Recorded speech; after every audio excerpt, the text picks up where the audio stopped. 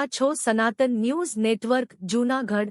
Reporter Reenaben Dave, અહેવાલ વલ્લભભાઈ પરમાર। જૂનાગઢ તાલુકા વિસ્તારમાં દેશી હાથ બનાવટની પિસ્તોલ સાથે બે ઇસમોને દબોચી લેતી જૂનાગઢ એસઓજી પોલીસ।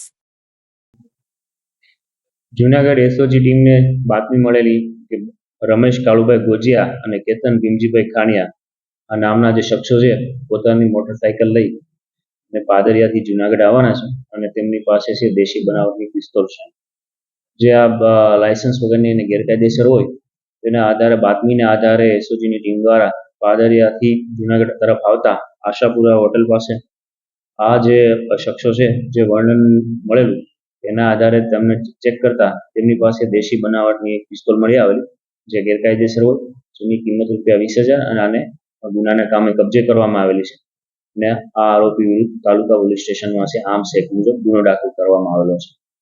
ઉપરાંત આ જે આરોપીઓ છે તે ગુનાહિત ઇતિહાસ ધરાવે છે।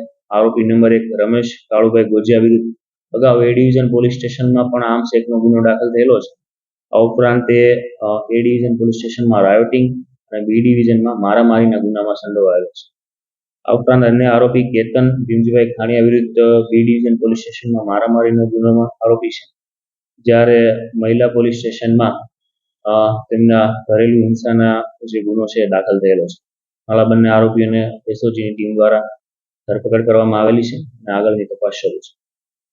જૂનાગઢ ધરાનગર વિસ્તારમાંથી જુગાર રમતા 7 ઇસમોને પકડી કુલ કિંમત ₹1,35,950નો મદ્દુઆમાલ કબજે કરી જુગારધામ પકડી પાડતી જૂનાગઢ એ ડિવિઝન પોલીસ।